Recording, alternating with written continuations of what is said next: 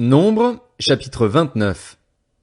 Le premier jour du 7e mois, vous aurez une sainte assemblée.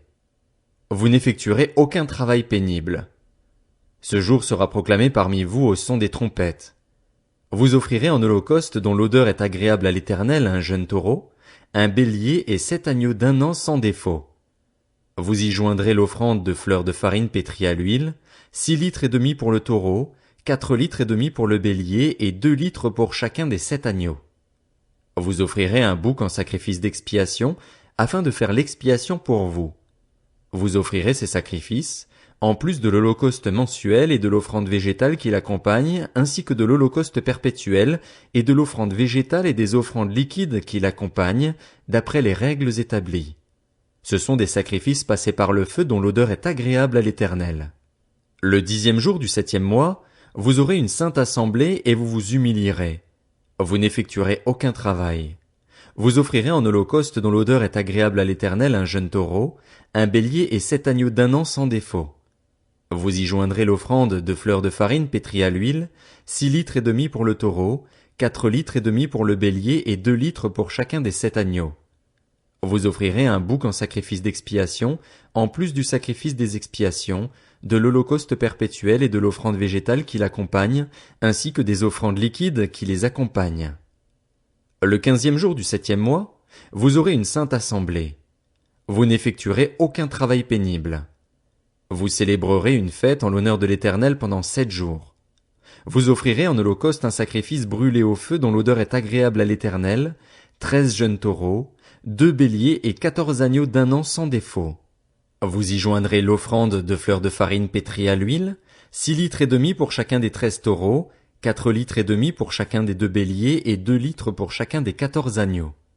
Vous offrirez un bouc en sacrifice d'expiation, en plus de l'holocauste perpétuel et de l'offrande végétale et l'offrande liquide qui l'accompagne. Le 2e jour, vous offrirez 12 jeunes taureaux, 2 béliers et 14 agneaux d'1 an sans défaut, avec l'offrande végétale et les offrandes liquides prescrites pour les taureaux, les béliers et les agneaux en fonction de leur nombre, d'après les règles établies. Vous offrirez un bouc en sacrifice d'expiation, en plus de l'holocauste perpétuel et de l'offrande végétale qui l'accompagne, ainsi que des offrandes liquides qui les accompagnent. Le 3e jour, vous offrirez 11 taureaux, 2 béliers et 14 agneaux d'1 an sans défaut, avec l'offrande végétale et les offrandes liquides prescrites pour les taureaux, les béliers et les agneaux en fonction de leur nombre, d'après les règles établies. Vous offrirez un bouc en sacrifice d'expiation, en plus de l'holocauste perpétuel et de l'offrande végétale et l'offrande liquide qui l'accompagne. Le 4e jour, vous offrirez 10 taureaux, 2 béliers et 14 agneaux d'1 an sans défaut, avec l'offrande végétale et les offrandes liquides prescrites pour les taureaux, les béliers et les agneaux en fonction de leur nombre, d'après les règles établies. Vous offrirez un bouc en sacrifice d'expiation, en plus de l'holocauste perpétuel et de l'offrande végétale et l'offrande liquide qui l'accompagne. Le 5e jour, vous offrirez 9 taureaux, 2 béliers et 14 agneaux d'1 an sans défaut, avec l'offrande végétale et les offrandes liquides prescrites pour les taureaux, les béliers et les agneaux en fonction de leur nombre, d'après les règles établies. Vous offrirez un bouc en sacrifice d'expiation, en plus de l'holocauste perpétuel et de l'offrande végétale et l'offrande liquide qui l'accompagne. Le 6e jour, vous offrirez 8 taureaux, 2 béliers et 14 agneaux d'1 an sans défaut, avec l'offrande végétale et les offrandes liquides prescrites pour les taureaux, les béliers et les agneaux en fonction de leur nombre, d'après les règles établies. Vous offrirez un bouc en sacrifice d'expiation, en plus de l'holocauste perpétuel et de l'offrande végétale et des offrandes liquides qui l'accompagnent. Le 7e jour, vous offrirez 7 taureaux, 2 béliers et 14 agneaux d'1 an sans défaut, avec l'offrande végétale et les offrandes liquides prescrites pour les taureaux, les béliers et les agneaux en fonction de leur nombre, d'après les règles établies. Vous offrirez un bouc en sacrifice d'expiation, en plus de l'holocauste perpétuel et de l'offrande végétale et l'offrande liquide qui l'accompagne. Le 8e jour, vous aurez une assemblée solennelle. Vous n'effectuerez aucun travail pénible. Vous offrirez en holocauste un sacrifice brûlé au feu dont l'odeur est agréable à l'Éternel, un taureau, un bélier et 7 agneaux d'1 an sans défaut, avec l'offrande végétale et les offrandes liquides prescrites pour le taureau, le bélier et les agneaux en fonction de leur nombre, d'après les règles établies. Vous offrirez un bouc en sacrifice d'expiation, en plus de l'holocauste perpétuel et de l'offrande végétale et l'offrande liquide qui l'accompagne. Tels sont les sacrifices que vous offrirez à l'Éternel lors de vos fêtes, en plus de vos holocaustes, vos offrandes végétales et vos offrandes liquides, ainsi que des sacrifices de communion que vous présenterez pour accomplir un vœu ou en guise d'offrande volontaire. Nombre, chapitre 30. Moïse dit aux Israélites tout ce que l'Éternel lui avait ordonné. Moïse dit aux chefs des tribus des Israélites, « Voici ce que l'Éternel ordonne. Lorsqu'un homme fera un vœu à l'Éternel ou un serment en se liant par un engagement, il ne violera pas sa parole. Il agira conformément à tout ce qui est sorti de sa bouche. Lorsque c'est une femme encore dans sa jeunesse et dans la maison de son père qui fait un vœu à l'Éternel et se lie ainsi par un engagement, si son père a connaissance du vœu qu'elle a fait et de l'engagement par lequel elle s'est liée et ne lui dit rien, tout vœu qu'elle aura fait restera valable, tout engagement par lequel elle se sera liée restera valable.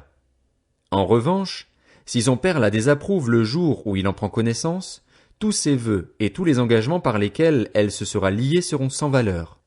L'Éternel lui pardonnera parce que son père l'a désapprouvé.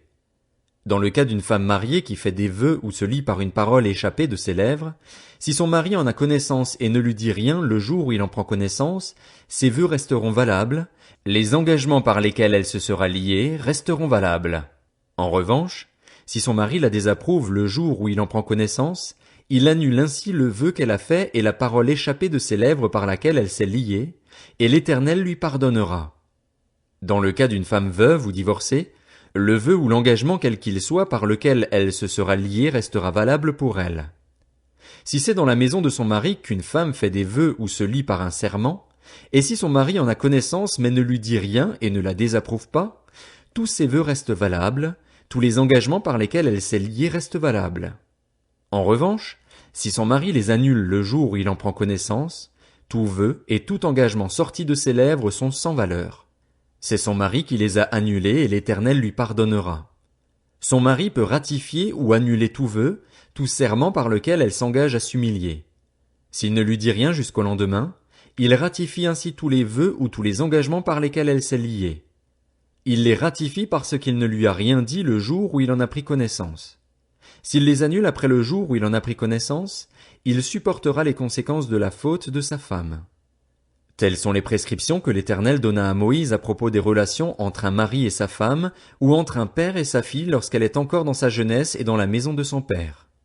Nombre, chapitre 31. L'Éternel dit à Moïse, « Venge les Israélites des Madianites. Ensuite, tu iras rejoindre les tiens. » Moïse dit au peuple, « Équipez parmi vous des hommes pour l'armée et qu'ils marchent contre Madian afin d'exécuter la vengeance de l'Éternel contre Madian. Vous enverrez à l'armée 1000 hommes par tribu, de toutes les tribus d'Israël. » On choisit parmi les milliers d'Israël 1000 hommes par tribu, soit 12 000 hommes équipés pour la guerre. Moïse envoya ces 1000 hommes par tribu à l'armée, et avec eux le fils du prêtre Éléazar, Phiné, qui portait les instruments sacrés et les trompettes retentissantes. Ils firent la guerre contre Madian, conformément à l'ordre que l'Éternel avait donné à Moïse, et ils tuèrent tous les hommes. En plus de ces victimes, ils tuèrent les rois de Madian, Évi, Rékem, Tsur, Hur et Réba, 5 rois de Madian. Ils tuèrent aussi par l'épée Balaam, fils de Béor. Les Israélites firent prisonnières les femmes des Madianites avec leurs petits-enfants et ils pillèrent tout leur bétail, tous leurs troupeaux et toutes leurs richesses. Ils incendièrent toutes les villes qu'ils habitaient et tous leurs campements. Ils prirent tout le butin et toutes les prises de guerre, tant personnes que bêtes, et ils amenèrent les prisonniers, les prises de guerre et le butin à Moïse, au prêtre Éléazar et à l'assemblée des Israélites. Ceux-ci campaient dans les plaines de Moab près du Jourdain, vis-à-vis de Jéricho. Moïse, le prêtre Éléazar et tous les princes de l'assemblée sortirent du camp à leur rencontre. Moïse s'irrita contre les commandants de l'armée, les chefs de milliers et les chefs de centaines qui revenaient de l'expédition. Il leur dit, « Comment? Vous avez laissé la vie à toutes les femmes? Ce sont justement elles qui, sur le conseil de Balaam, ont entraîné les Israélites à commettre l'infidélité envers l'Éternel, dans l'affaire de Péor. » Alors un fléau a éclaté dans l'assemblée de l'Éternel. Maintenant, tuez tout garçon parmi les petits-enfants et tuez toute femme qui a connu un homme en couchant avec lui. Mais laissez en vie pour vous toutes les filles qui n'ont pas connu le lit d'un homme. Quant à vous, campez pendant 7 jours hors du camp. Tous ceux parmi vous qui ont tué quelqu'un et tous ceux qui ont touché un mort se purifieront le 3e et le 7e jour, ainsi que vos prisonniers. Vous purifierez aussi tout vêtement, tout objet en cuir ou en poil de chèvre et tout ustensile en bois.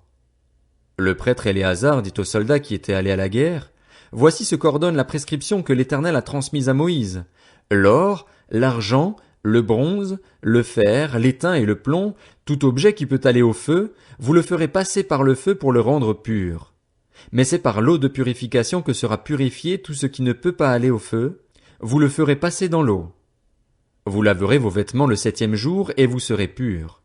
Ensuite, vous pourrez entrer dans le camp. » L'Éternel dit à Moïse, « Fais, avec le prêtre Éléazar et les chefs de famille de l'assemblée, le compte du butin, des prises de guerre, tant personnes que bêtes.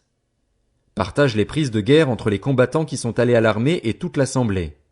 Sur la part des soldats qui sont allés à l'armée, tu prélèveras une part pour l'Éternel à raison de 1 sur 500, tant des personnes que des bœufs, des ânes et des brebis.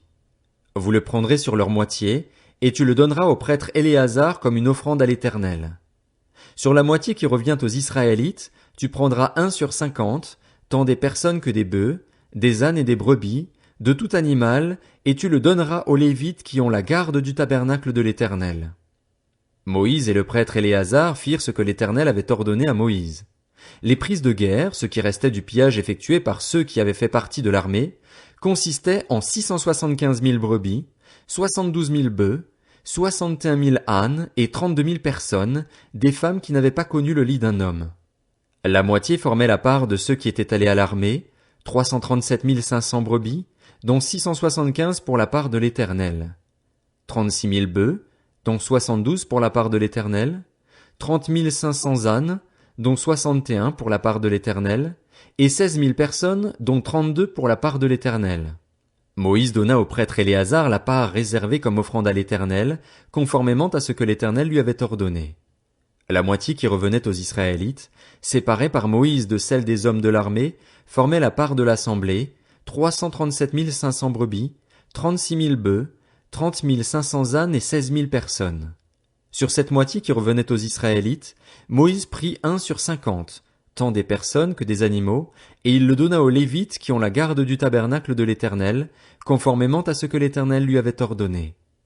Les commandants des milliers de l'armée, les chefs de milliers et les chefs des centaines s'approchèrent de Moïse et lui dirent, « Tes serviteurs ont fait le compte des soldats qui étaient sous nos ordres, et il ne manque pas un homme parmi nous. Comme offrande à l'Éternel, nous apportons chacun les objets d'or que nous avons trouvés, chaînettes, bracelets, anneaux, pendants d'oreilles et colliers, afin de faire l'expiation pour nous-mêmes devant l'Éternel. » Moïse et le prêtre Éléazar reçurent de leurs mains tous ces objets travaillés en or. Le poids total de l'or que les chefs de milliers et les chefs de centaines présentèrent à l'Éternel en offrande faite à titre de prélèvement était de 190 kilos. Les hommes de l'armée gardèrent chacun leur butin. Moïse et le prêtre Éléazar prirent l'or des chefs de milliers et des chefs de centaines et l'apportèrent à la tente de la rencontre, comme souvenir pour les Israélites devant l'Éternel.